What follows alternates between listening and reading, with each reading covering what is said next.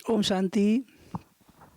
आज हम ये चर्चा करेंगे कि आत्मा का अस्तित्व तो है, परंतु बहुत सारे एनिमल्स है, बहुत सारे जाति प्रजाति की है, दुनिया में लाखों प्रजाति है। पर यहाँ पर हम आज एक ऐसा एग्जाम्पल देंगे कि एक डॉग फिर वो एक डॉग बन करके जन्म लिया। इसका प्रैक्टिकल प्रूफ है जो आपके सामने हमें इसमें ये फ़ायदा हुआ कि डॉग झूठ नहीं बोलते हैं। वह उसमें हम उसको ये सिखा करके हमें झूठ उसे सिखा भी नहीं सकते हैं कि वो झूठ आपके साथ आचरण करे। इसीलिए उनका जो पुनर्जन्म की जो कहानी है हम आपको बता रहे हैं, जो कि 1976 में नवभारत टाइम्स 24 मार्च 1976 न्यू दिल्ली से प्रकाशित हुआ। ये न्यूज़पेपर है, इसमें छपाया कि अमेरिका में कैलिफोर्निया में एक व्यक्ति है मिस्टर एडवर्ड। उनके पास एक डॉगी था, अब उनका नाम था डॉक्सी। अब वो डॉक्सी और ये जो एडवर्ड जो भाई है, उनकी पत्नी का नाम है एनी। दोनों के पास एक डॉक्सी नाम की एक डॉगी थी। अब वो वहाँ कैलिफोर्निया से कहीं और जा रहे थे कार में, और कार का स्पीड 70 किलोमीटर स्पीड था। अचानक एक खेतों के बीच में से वो आगे निकल गए। अचानक उनका जो वो डॉक्सी है बहुत बेचैन हो गया उस एरिया को देख करके, और वो चलती कार से ही कूद पड़ी। लेकिन उनको कोई चोट नहीं लगा और वो भागने लगी वहाँ से एक खेतों की तरफ जो पीछे छोड़ के आए हैं एडवर्ड। तो उन्होंने गाड़ी रोका और गाड़ी रोक करके फिर उस डॉक्सी के पीछे वो लोग भी गए। तो जाके देखा कि डॉक्सी जो है एक कांटेदार जो बाड़ है वो उधर घूम रही है, फिर वो उधर से अंदर जाने की कोशिश कर रहे हैं। तो उस समय डॉक्सी को एनी ने उठाया, अपने गोद में लिया। तो फिर वो अंदर जाने की कोशिश की, बाड़े के अंदर वो जाने की कोशिश की डॉक्सी। तो अंदर से एक ओल्ड एजेड एक महिला निकली और उनको देखते ही डॉक्सी जो है ना एनी के गोद से छलांग लगा दिया नीचे और उनके गोदी में चली गई वो, और उनको चाटने लगी। जैसे आपको पता है जो भी कुत्तों को पालते हैं उनका कितना प्यार रहता है उनसे, वो उनकी भाषा को वो समझते हैं, वो कितना उनसे लगाव रखते हैं। तो डॉक्सी उस महिला को तो वो जानते भी नहीं थे। आप कहेंगे उनको जैसे कि लगा कि ये तो हमें उनको जानते हैं, उनको चाटने लगे डॉक्सी। फिर कुछ समय के बाद फिर क्या हुआ, वो उनके गोदी से भी निकाल के दूसरी जगह जाने की कोशिश की।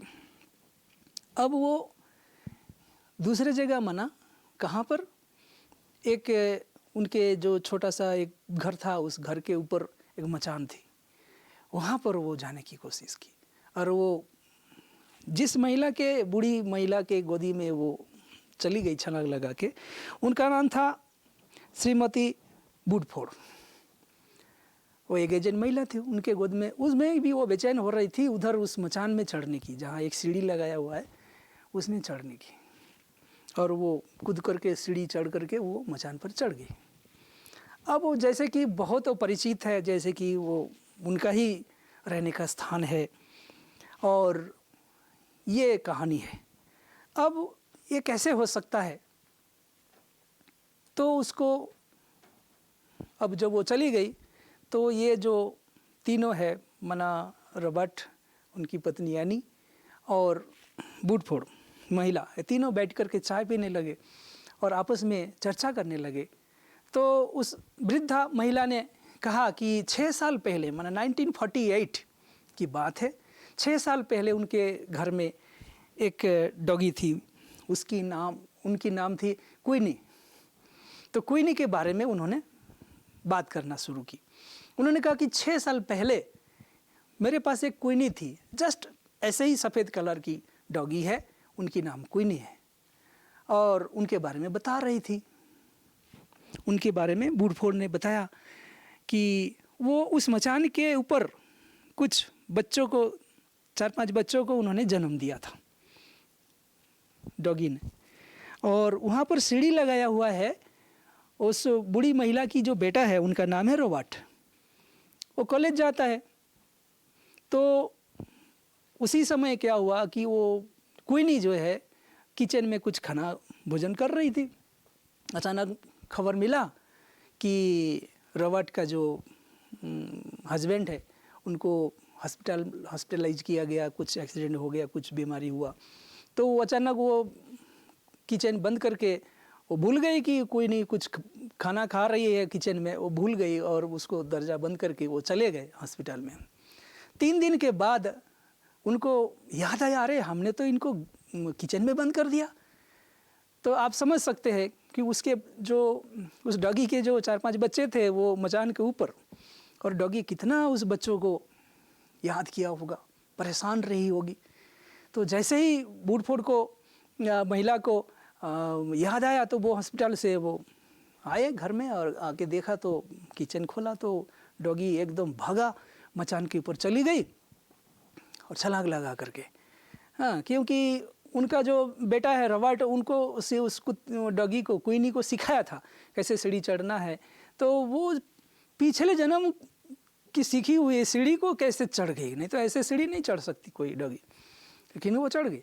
और ऊपर जा कर के, क्योंकि वो बर्फीला एरिया था, तो उस मचान के ऊपर कुछ बर्फीला बर्फ़ जमी हुई थी, तो जिसमें उसका पैर पड़ते ही वो फिसल करके नीचे गिरा क्वीनी ने, और नीचे एक कुल्हाड़ी थी तो उसके ऊपर ही वो गिरी, उसके ऊपर गिरते ही वो जख्म हो गए और मर गई। तो ये वही वो डॉगी थी जो वुडफोर्ड उनको बता रही थी कि 6 साल पहले यही वो डॉगी है जो फिर से मेरे को देख करके, वो इस एरिया को देख करके वो कार से छलांग लगा के वो आई मेरे पास और मेरे को चाट रही है। और ये कब जन्म लिया, तो फिर एनी और एडवर्ड ने बताया कि इसका उम्र भी 6 साल है। तो ये एक न्यूज़पेपर में प्रिंट हुआ दिल्ली में, और नवभारत टाइम्स में 24 मार्च 1976 में है। एक तथ्यों के साथ हम आपको बता रहे हैं, मैंने जिससे स्टडी किया था। तो एक डॉगी ने फिर से जन्म लिया एक डॉगी के रूप में। पहले उनका उस डॉगी का नाम था क्वीनी, और इस बार उसका नाम हुआ डॉक्सी। तो डॉक्सी ही क्वीनी है, भले वो अपने आप को वो एक्सप्लेन नहीं कर पाती है डॉगी, लेकिन उनकी जो एक्टिविटी है उसको देख करके जो पहले जो क्वीनी थी जिसके पास, तो वो वुडफोर्ड महिला ने, उन्होंने कहा कि ये वही जो मेरी क्वीनी है, इसीलिए मेरे पास आकर के मेरे को चाट रही है, मेरे से प्यार कर रहे है, मेरे गोदी में आ गई है। जबकि आपके पास वो उसने इतने समय रहा, लेकिन फिर भी आपको छोड़ के मेरे पास क्यों आई, मेरे को तो नहीं जानती, आपकी डॉगी तो मेरे को नहीं जानती है, फिर मेरे पास क्यों आई, वो मचान में क्यों गई, क्योंकि वहाँ उसके बच्चे थे 4-5, वो उसकी मेमोरी जो है ना वो एक्टिव हो गया, मेमोरी उसको याद आ गई, उसकी मेमोरी जागृत हो गया। अब देखिए, एक डॉगी है जो मरने के बाद फिर से एक डॉगी बनकर जन्म लिया, लेकिन ये जो परमानेंट मेमोरी है, तो ये real story of an animal जो कि रिबार्थ लिया, फिर से पुनर्जन्म लेकर के एक डॉगी के रूप में, ये तो प्रैक्टिकल में देखा है। ऐसे बहुत सारी घटनाएं हैं जिससे ये प्रमाण होता है कि एक ब्रेन को छोड़ के, एक बॉडी को छोड़ के एक दूसरे बॉडी में हम जाते हैं। एक मनुष्य जो है एक शरीर छोड़ के एक मनुष्य के शरीर में जाते हैं, क्या किसी एनिमल के शरीर में जा सकती है?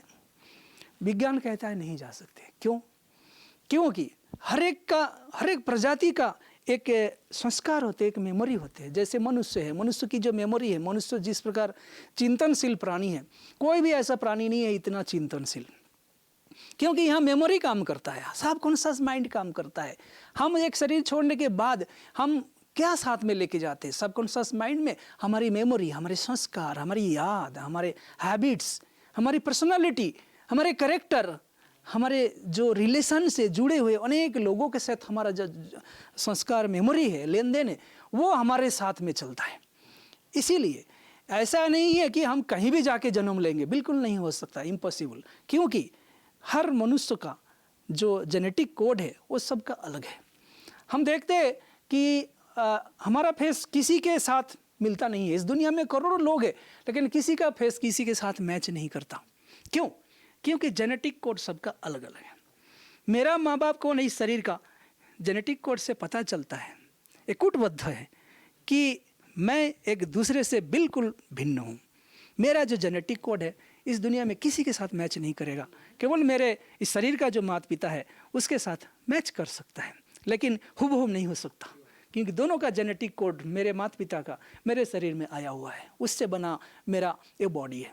तो इसलिए इस संसार में हर व्यक्ति, हर प्राणी का अपना ही एक जेनेटिक कोड होता है, कूटबद्ध होता है, जो कि उसके मेमोरी में ही होता है। और जब वो एक शरीर छोड़ता है, वो आत्मा, चाहे मनुष्य हो चाहे कोई और प्राणी, वो उस शरीर को छोड़ने के बाद ठीक एक निर्धारित जगह पर वो जन्म लेगा। ऐसा नहीं कि इधर उधर जन्म लेगा। और जिस जेनेटिक कोड को वो उसने अपने अंदर रिकॉर्डिंग किया है, इस जन्म में मैंने जो अपना संस्कार बनाया है जेनेटिक कोड, ठीक वही जेनेटिक कोड वाली माता पिता जहाँ हमको मिलेगा, वहाँ पर करोड़ों जीन्स के और एक एक सेकंड के ऊपर डिपेंड कर रहा है किस दिशा में कब वो जेनेटिक कोड मिलेगा। उसी घड़ी, उसी सेकंड, उसी मोमेंट पर जा कर के वो बॉडी क्रिएट होता है और उसमें हम आत्मा जाके फिर से प्रवेश करते हैं। इसीलिए हम ये कह सकते हैं साइंटिफिकली कि एक मनुष्य आत्मा ही मनुष्य बनकर जन्म लेता है। जैसे एक डॉगी ने एक डॉगी बनकर जन्म लिया, हाँ बॉडी चेंज हो सकता है, मेल फीमेल बन के जन्म ले सकते, फीमेल मेल बन करके जन्म ले सकती है, लेकिन मनुष्य ही मनुष्य बनकर जन्म लेते हैं। ऐसा आज तक कोई एग्जाम्पल नहीं है। कोई कह नहीं सकता कि मैं पिछले जन्म में हाथी था, मैं कुत्ता था, मैं घोड़ा था। आज तक ऐसा कोई एग्जाम्पल हमारे सामने नहीं आया है, या कोई एनिमल नहीं था। क्योंकि कोई भी एनिमल, कोई भी प्रजाति, सबका अलग अलग जेनेटिक कोड होता है। हम प्लांट्स के अंदर भी देख सकते हैं, गन्ना मीठा है और नींबू खट्टा है, उनकी जेनेटिक कोड अलग अलग होते हैं। हम दोनों को मिक्स करते हैं तो एक नया प्रजाति उत्पन्न हो सकता है, लेकिन ऐसा जेनेटिक कोड जो नेचुरल होता है, कुदरत का होता है, वो सबका भिन्न होता है।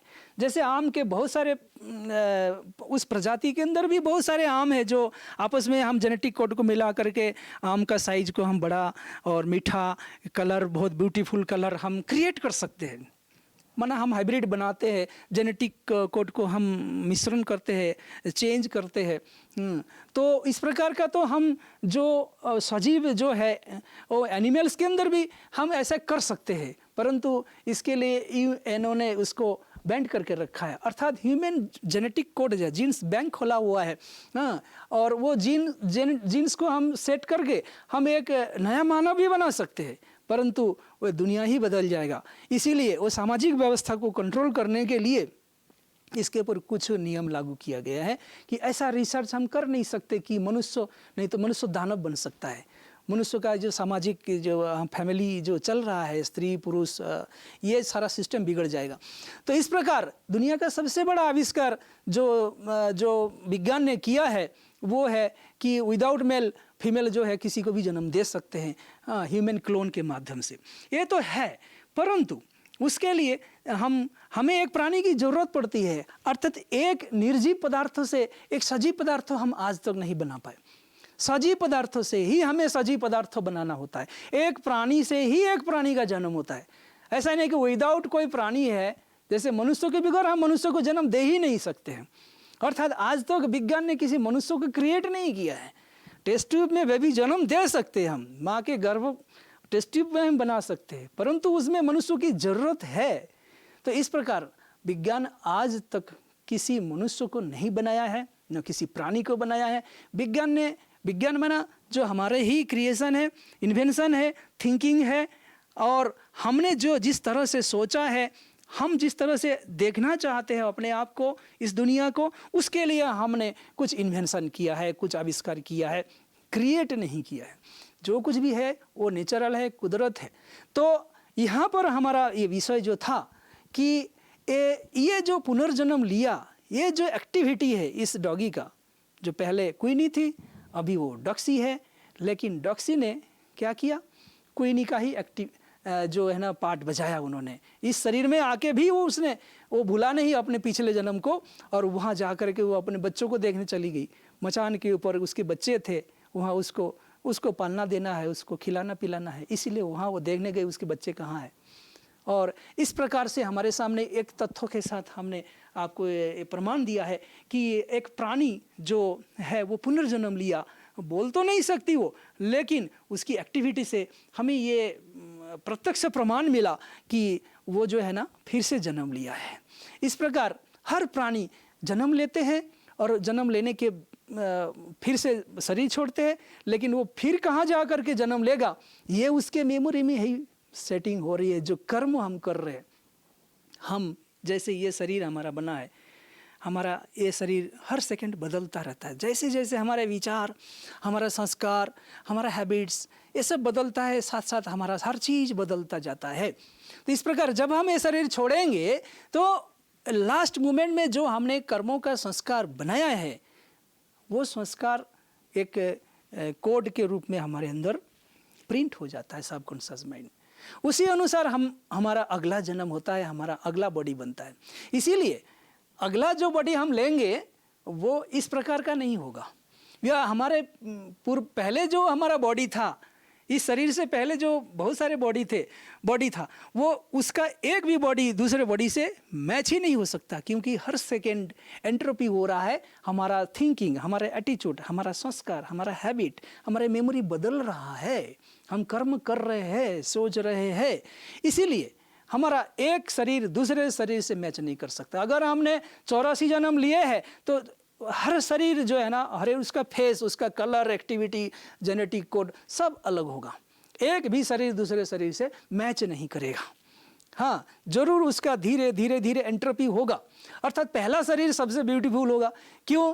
क्योंकि उस समय आत्मा के अंदर जो संस्कार है वो डिवाइन होता है, प्योर होता है, आत्मा में एंट्रोपी 0 होता है। इसीलिए वो प्योर होने के कारण, प्योर प्रकृति से बना शरीर उसका ब्यूटीफुल होगा और सबसे हेल्दी होगा, सबसे हम सुखी होते हैं। पर जैसे जैसे हमारा बॉडी, हम एक शरीर छोड़ते फिर दूसरा शरीर लेते तो कुछ एंट्रोपी हो जाता है, हमारे में एनर्जी नेगेटिव दिशा में जार्नी करता है। एंट्रोपी होने के कारण फिर सतो, रजो और तमो में हम आते हैं। इस वजह से जो अंतिम शरीर हम लेते हैं वो अंतिम शरीर हमारा सबसे ब्यूटी कम होता है, क्वालिटी कम हो जाता है, डैमेज हो जाता है, क्योंकि एनर्जी का एंट्रोपी हो जाता है। तो एनर्जी का जो हमारे अंदर एनर्जी का स्पिरिचुअल एनर्जी, स्पिरिट का, सोल का जो सतप्रधानता है, उसमें जो क्वालिटी है, उसमें वो समय के साथ साथ वो क्या होता है, उसका उत्क्रमण हो जाता है। और राजयोग मेडिटेशन के माध्यम से हम उसे अनुत्क्रमित करते हैं, अर्थात नेगेंट्रोपी करते हैं। अर्थात मेडिटेशन के माध्यम से हम सारे नेगेटिव एनर्जी को पॉजिटिव कर देते हैं। वो होता है परमात्मा के सानिध्य में आने से। तो जब हम परमात्मा से ध्यान लगाते हैं, उनके संपर्क में आते हैं, उसके संग का रंग हमारे में लगता है, तो हमारी नेगेटिव एनर्जी पॉजिटिव में परिवर्तन हो जाता है, परिवर्धन हो जाता है, चेंज होता है, ट्रांसफॉर्मेशन हो जाता है नेगेटिव से पॉजिटिव की ओर। इसीलिए राजयोग सीखना बहुत ज़रूरी है, और राजयोग सीखने के लिए अपने आप को आत्मा समझना बहुत ज़रूरी है। और जब हम परमात्मा को पिता के रूप में हमें उसको याद करते हैं और उनसे उनकी सारी शक्ति हमें वर्षे के रूप में प्राप्त होता है। इसीलिए ये आत्मा का जो प्रूफ है हम देने की ये कोशिश कर रहे हैं कि हम सभी जो प्राणी है आत्मा है, पर मनुष्य आत्मा सर्वश्रेष्ठ है, चिंतनशील प्राणी है। वो जैसे उसकी ब्रेन है, पूरे ब्रह्मांड में ऐसा ब्रेन किसी भी प्राणी के पास नहीं है। इसीलिए इस पूरे ब्रह्मांड पर अधिकार और राजत्व करता है मनुष्य ही केवल। इसीलिए कहा जाता है भगवान ने मनुष्य को ही अपने जैसा बनाया। तो बाकी सारे प्राणी जो है हमारे ही कंट्रोल में रहता है इस दुनिया में। तो हम एक आत्मा है, ये इससे प्रमाण होता है कि हमारे में एक परमानेंट मेमोरी होती है, और वही हम एक शरीर छोड़ के दूसरे शरीर में जाते हैं। तो वही हम आत्मा है जो एक शरीर छोड़ के फिर एक शरीर में जाएंगे।